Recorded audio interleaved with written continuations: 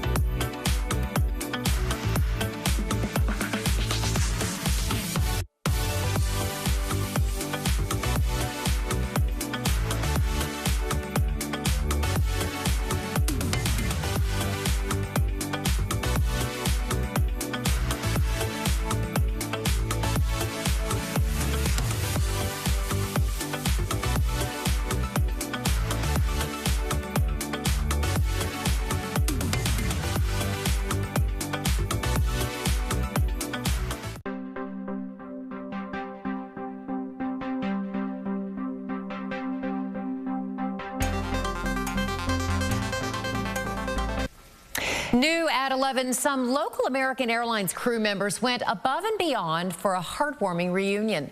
This is the moment that 40-year-old Patrick was able to hug his teddy bear Bobby again. His family says they panicked after accidentally leaving the beloved stuffed animal at a DFW lounge before flying off to a Virgin Islands vacation. But American staff found Bobby and gave him quite a week, too. As the carrier's first ever honorary teddy bear team member, Bobby was able to tour the hub control center, help with baggage, and even guide planes onto the tarmac. Of course, he was waiting at the gate when Patrick and his family finally came home. That is pretty cute. Thank you very much for watching. We'll see you again at 4. But our local news coverage is streaming all the time on CBS News Texas. Have a great day.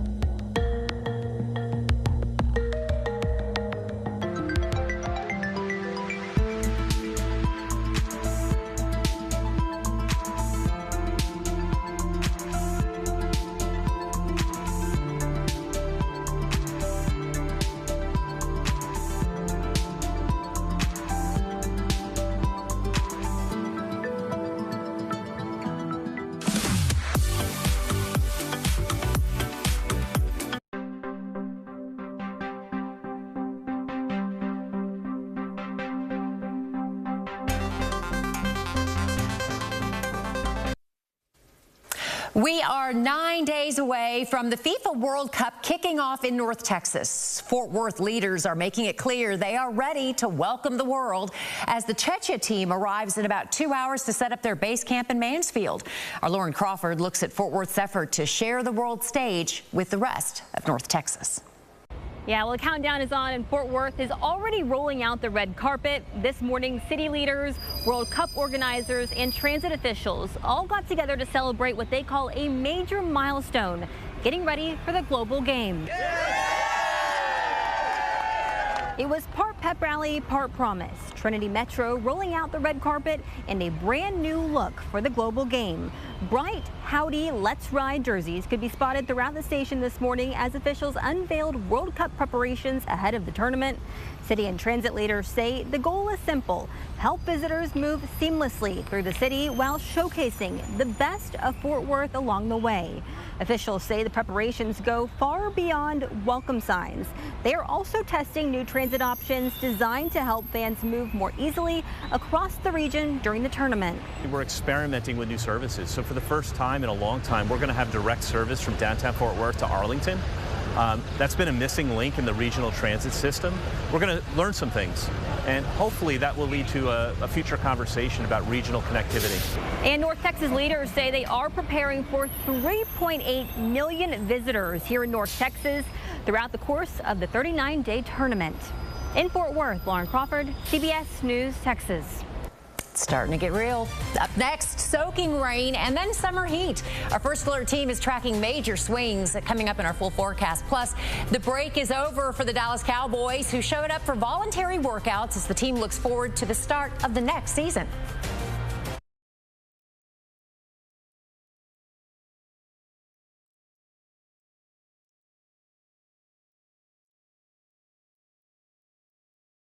On the stream as North Texas officially welcomes our first World Cup team this year to town. That's right. The Czechia national team is arriving as we speak at Dallas Love Field. Their plane is arriving at a section of the airport that's dedicated to private planes, and you can see they just landed on this flight, the Southwest plane that just came in from the Newark, New Jersey area. Yeah, we should tell you the area is serviced by Signature Aviation, where they pulled up into there, and the team is expected to arrive again, was expected rather to arrive at Terminal 3, but of course that is not the case. So we're having some live pictures right now. So bear with us. It's a little bit jittery, but we're trying to get a photographer in place there. As you can see, these are the first live images.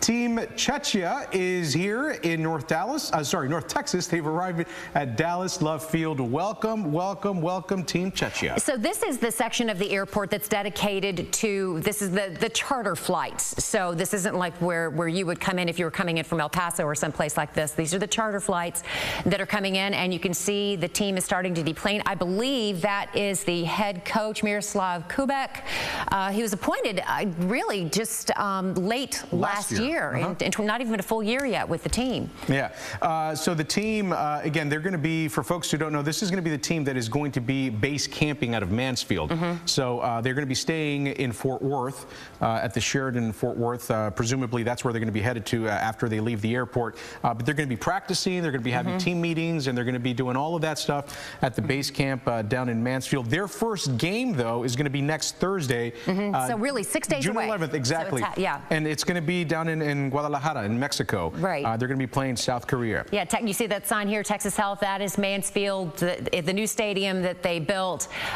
Really, what's part of a giant entertainment venue, this area in Mansfield, and this is what's going to anchor it, that Mansfield Stadium there, and they literally have just finished building it within the last couple of days. Yeah. So, and these guys are going to be taking the field to practice tomorrow for their first match, which is now just 6 days away in Mexico, Guadalajara. Absolutely brand new. The last time, by the way, that the U.S. hosted the World Cup, this was back in 1994. So we're talking about 32 years ago. This kind of speaks to the excitement that we're seeing really from coast to coast in the United States right now with so many of these teams that are arriving arriving. And, you know, even though this is the Czechian team is probably not a team that has a ton of fanfare because we've got our own team here in the United States, there is a certain level of excitement to welcome these soccer players or these footballers, you know, as they call them. All over. And it's just really nice to see them here finally touching down.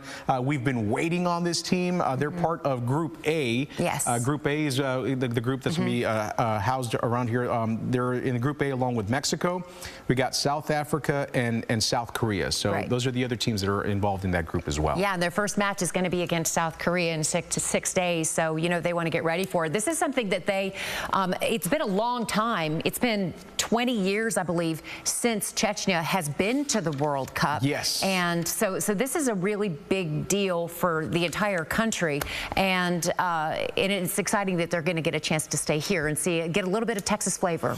Yeah. Before they start traveling all over the place. And they're going to get a whole ton of Texas flavor out here because, you know, again, this is Texas and particularly North Texas.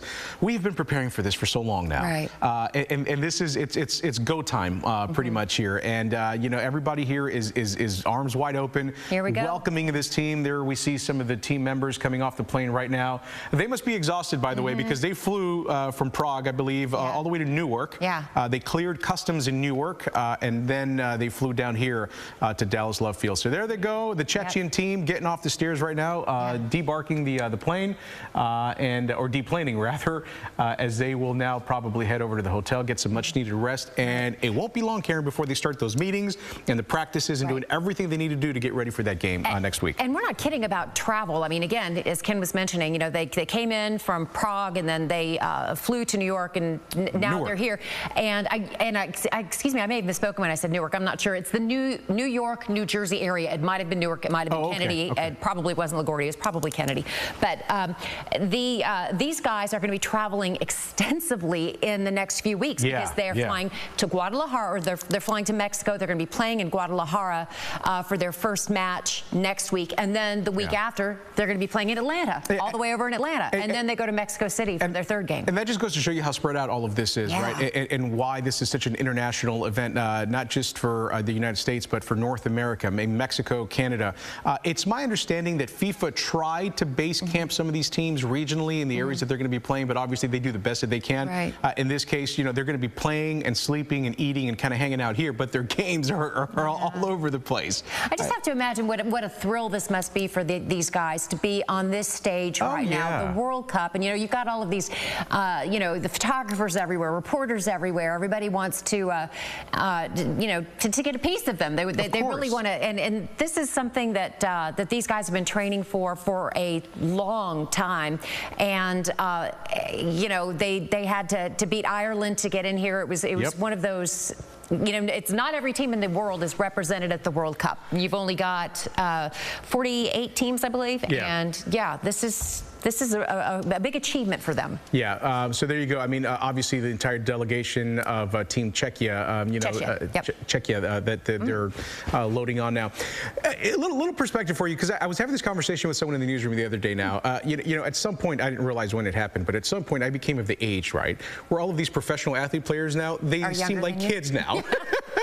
Welcome to my world. Yes, and I've been there a long time. The reason I bring it up, I'm not saying they're kids. Obviously, they're young men. But think of being early 20s, maybe as early as 18, 19, and this is what you're getting a chance to experience. This stage of play, the World Cup in the United States. I mean, this has got to be mind-blowing for them. It's the thrill of a lifetime for these guys. And I have to say, one of the things that I read that I thought was so fascinating is that they've got a kid on this team. I say kid for a reason. 17 years old. That one is a kid. Yeah. He's not quite an adult yet. 17 years old playing on this team. And then you've got other guys, you know, veteran players who are Patrick Schick, I believe. He's their top goal scorer, one of their top goal scorers, and you know, he's been around quite a while. It looks like there's a member of the media there on the screen. I just want to point out as well, that does not look like American media to me, by the way. Oh, sure, they're coming from all over. But they're all from all over. But you know, another thing that people don't realize, the Kay Bailey Hutchison, the convention center, that is home base for all of the international press that is traveling to the United States for the World Cup. You know, they can't always go to every single city that they're playing in, but they're all headquartered and kind of hubbed in downtown downtown Dallas. They're already here too. Right. And these guys are going to be traveling, as Ken mentioned a moment ago, they are going to be traveling to their team hotel. This is the Sheraton on Commerce Street in downtown Fort Worth. And you know, it's a great hotel, and I know that that's going to be really crowded too, with not just these team members, obviously, but fans and people just who are soccer fans in general, who are going to be coming out to see these guys and just to try to be a part of the experience. Well, and I think that's what it's all about, right? I mean, to be part of the experience in one way or another. You know, 32 years since the last time that something like this ever was held here in the United States. So I think Americans, I think soccer fans, I think anyone who's history fans, I mean, just people here really sort of tuned in to everything that's going on right now, because at the end of the day, every single event that happens is really history in the making, one way or another. And it's just sort of exciting to see this level of international excitement and flair happening here in DFW. Obviously, we are a very international city. We know this, right? You know, with a major international airport, with Dallas Love Field, the different type of communities that make up North Texas, our backyard. And it's just really great to see everybody representing so many different countries and getting excited to welcome people from foreign places. You know, one of the things that I love, being a native Texan especially, is that the reputation that we have as Texans around the world. Oh, yeah. That, you know, there is a I don't know, mystique maybe, you know, to people who aren't from here. For us, this is just our lives. This is just where we live, and we love it. But for these guys, I mean, you know, I'm sure that they landed wondering where all the cowboy hats are. Yeah, well, I was just going to say, where are the cows? Well, they're going to get to see them because they're heading over. They have about a 45-minute drive. Cowtown. Yes. We got about a 45-minute drive from the airport over to Cowtown, Fort Worth, and obviously they're going to have an opportunity there to really soak in that culture that you're talking about, that Texas heritage. I would assume for so many of them who maybe haven't been here before, they have a quintessential idea of what an American is. I would think, and I bet it's what people think a Texan is, right? Probably. And so they're going to have an opportunity to really just kind of check all of that out. And so we are going to, speaking of Cowtown, we want to send things over to our one of our reporters, Don. You have been out there all morning, hanging out there at the Sheraton Hotel where this team is going to be staying, and it may take them a while to get to the hotel, but tell us what things are like there now. I know that that they've got things kind of, I don't want to say tightly knit, but you guys are kind of in close confines, right? We certainly are, and things are quiet right now here at the FIFA is being a little bit strict with their rules, so they're saying we can't talk to the players, we can't talk to people at the hotel. We are hoping that some fans will come out here and we can talk to them as well. The team originally was supposed to be here around 3 o'clock. Now their arrival is expected around 2:30. I have seen a lot of law enforcement coming and going, actually some canines as well. And for the people inside of the hotel, they look very excited that the team is staying here. Now it's going to be a little bit more of the match that you mentioned that will be next Thursday against Korea. Then they will go to Atlanta and then to Mexico City. And interesting fact, this is a relatively new team because Czechoslovakia, it split in 1993, one part becoming the Czech Republic, the other Slovakia. And they did have an appearance in 2006 at the World Cup. So we are going to stay here. Again, the team is expected to be here within about 45 minutes or so. And we will bring that to you and that excitement later tonight. Just so you know, we've been kind of Google mapping and trying to figure out how long it's going to take before this team gets to you. And we'll let you know once the wheels start rolling here. But like you said, anywhere between 35 to 45 minutes is what we last found, depending on what traffic is like. And I would be surprised if they didn't have some sort of an escort to get there. So hopefully their commute would be better than ours. Let's put it this way. Let's hope that's the case anyway. All right, let's go ahead and check in. We've got Johnny Resendez. He is also keeping an eye on the team from the Czech Republic. He joins us now. We got him in Frisco. Johnny, you with us?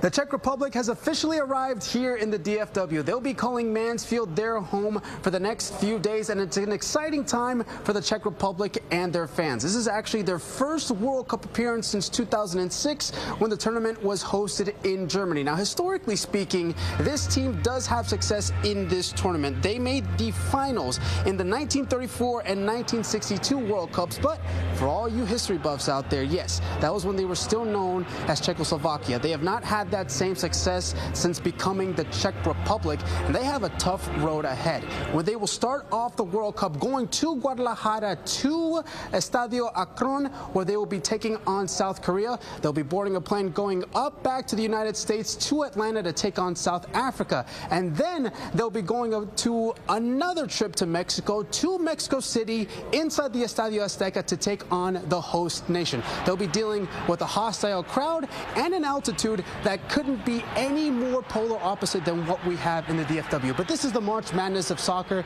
Anything can happen. A goal can literally change the complexion of an entire group, and that is certainly the case for Group A. It's going to be a wild ride. They are very confident that they could be the first Czech team to make it to the knockout stage since the 1990 World Cup, and we're just going to have to wait and see. The greatest sporting event in the world has finally hit the DFW, and for now, guys, I'll send it back to you. The fun is just about to begin. Can you tell Johnny's excited? I was going to say, when he says the greatest, but yeah, he is the most excited guy in the building. He really, really is. He loves soccer. Let's go ahead and see if we can take you back out to Dallas Love Field, get you some more pictures of we've got some aerial views, I think, from our chopper. There it is. Let's see. Yep, here we go. And some of these guys are giving, they're talking to some of the media right now.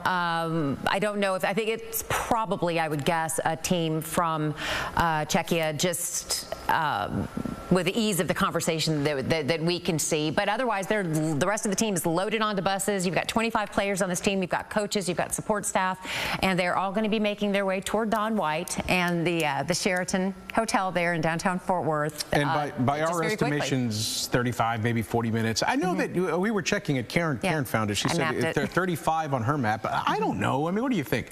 45 minutes or so? I would think it's longer, but again, it would be longer for us who drive everywhere without escorts. These guys are more than likely going to have an escort simply because of FIFA. FIFA has got things under such tight control. It's a really well-oiled machine, and so they're going to make sure that the players for each of these teams is going to get where they need to be quickly and safely and in one piece. I'll tell you what, as journalists who live here, right, and we've been covering and sort of following all the steps leading up to right now and clearly up until next week, it is exciting. I mean, to see, where we are. To see the cities preparing the way that they have, to see our community preparing the way that they have to welcome not just the teams, but all of the international travelers and soccer fans that are going to be coming to North Texas to take part in all of the festivities here. It's finally here, and this is a point where, we can start having a little fun now, right? Start actually getting into some soccer. It's starting to get real now. Yeah, it's starting to get real, and it's starting to get fun.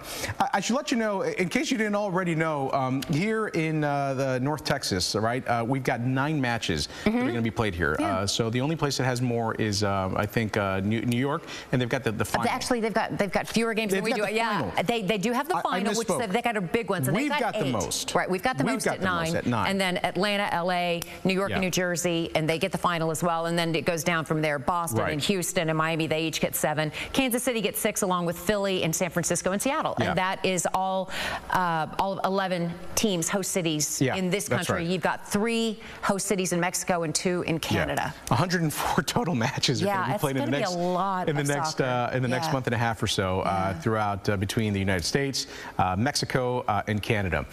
Interesting. We're taking a look right now, an aerial view of what AT&T Stadium is right now, but it is actually Dallas Stadium is what it's going to be called and what it's going to be known as throughout the duration of this tournament. And they've covered up. Supposed to be covering that? Because I thought they're supposed to cover all of the AT&T symbols. Maybe it's because to the world it might look like a planet. Perhaps. Or something. Not sure. Okay, But this is a live look at the stadium right now. Is covered up. Everything else is covered up. No longer will it be AT&T Stadium, at least until through July 19th. At least for a month and a half. It's going to be Dallas Stadium, folks. All right.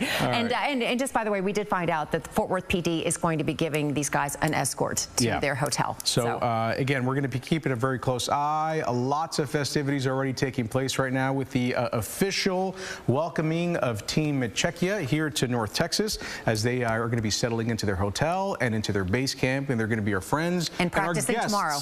For about a month and a half. And it's not going to take long, I don't think, before those meetings and the practices begin. Right, exactly. And we've got so much more coverage coming up for you on our newscasts on air, CBS Texas, and online at cbstexas.com. Thank you so much for watching. Welcome, Team Czechia.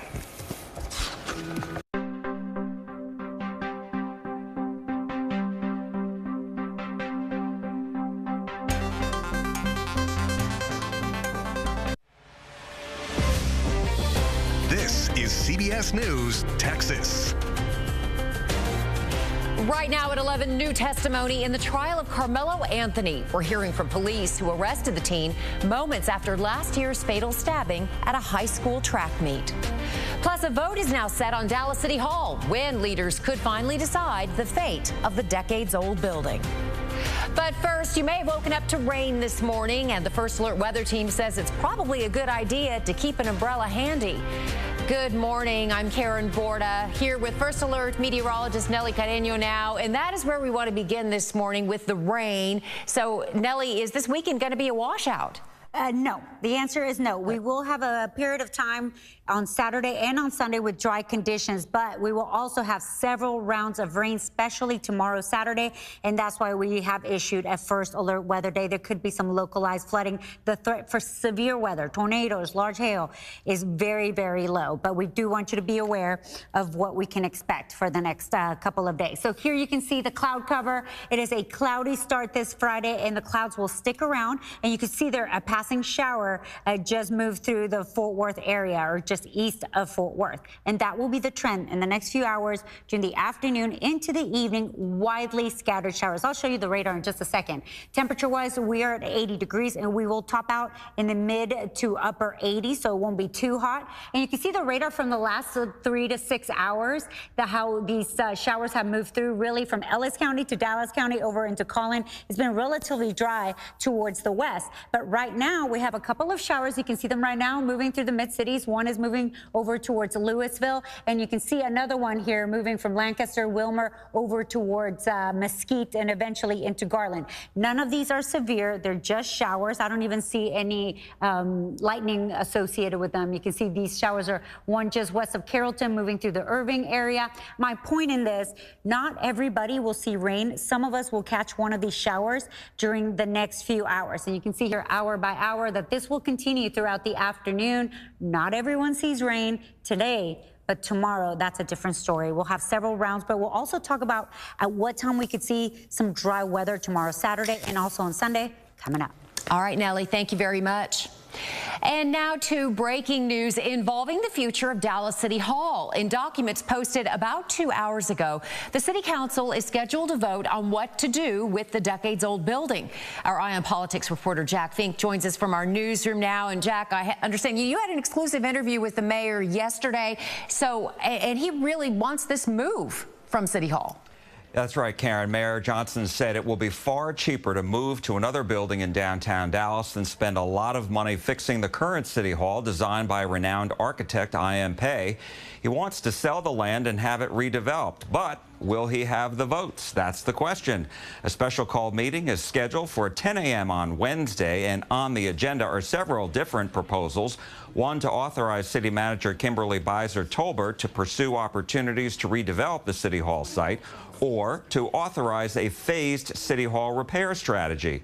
Some of the proposals heard just this week would draw out the repairs over 6 to 10 years, and depending on the plan, at a cost of at least $500 million. And the mayor told me that's too much money to salvage the building.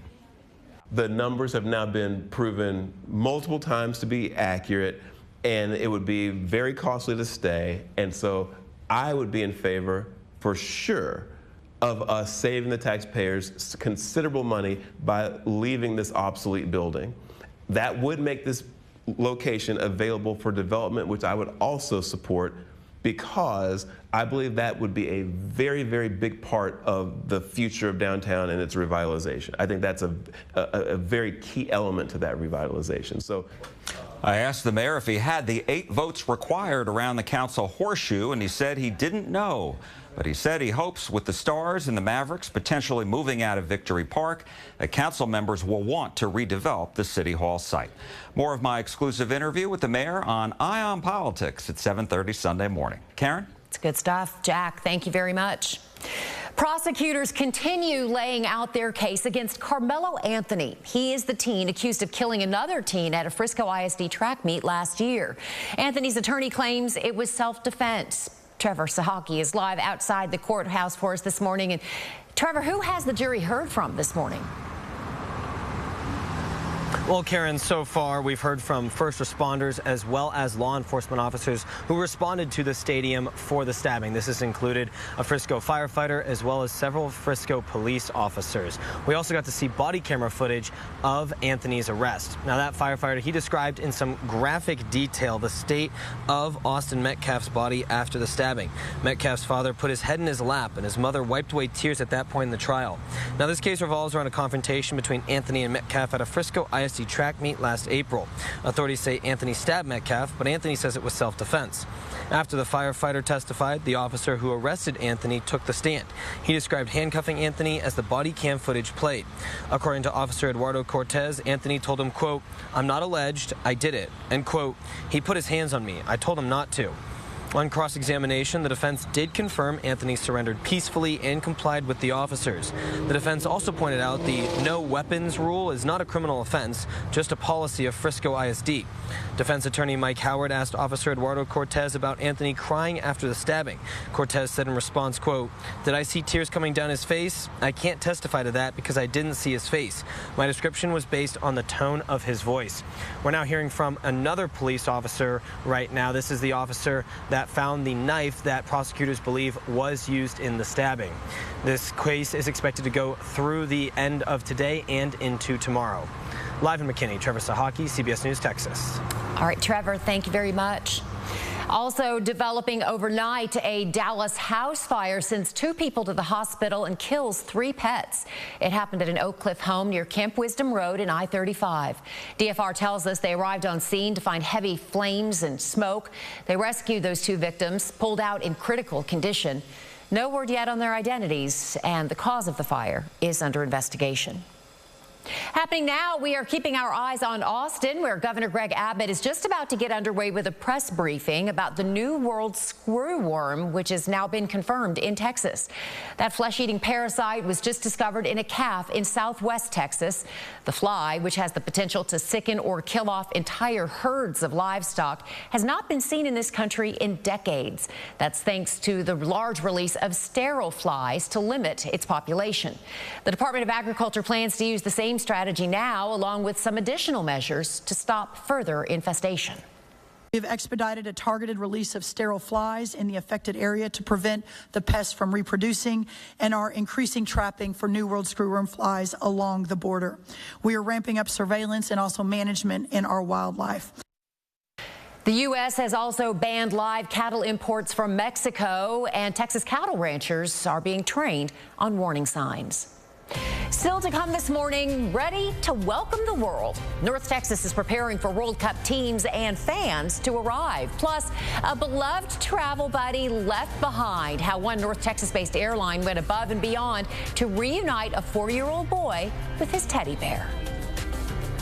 Your CBS Texas primetime lineup is sponsored by Health Spring Medicare Plans. Put a spring in your step.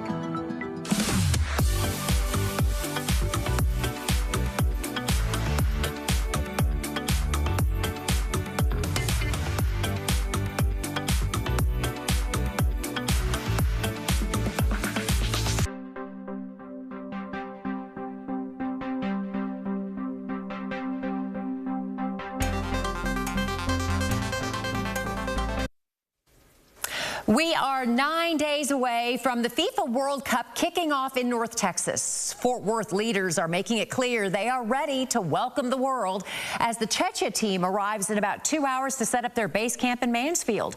Our Lauren Crawford looks at Fort Worth's effort to share the world stage with the rest of North Texas. Yeah, well, the countdown is on, and Fort Worth is already rolling out the red carpet. This morning, city leaders, World Cup organizers, and transit officials all got together to celebrate what they call a major milestone, getting ready for the global game. It was part pep rally, part promise. Trinity Metro rolling out the red carpet and a brand new look for the global game. Bright, howdy, let's ride jerseys could be spotted throughout the station this morning as officials unveiled World Cup preparations ahead of the tournament. City and transit leaders say the goal is simple: help visitors move seamlessly through the city while showcasing the best of Fort Worth along the way. Officials say the preparations go far beyond welcome signs. They are also testing new transit options designed to help fans move more easily across the region during the tournament. We're experimenting with new services. So for the first time in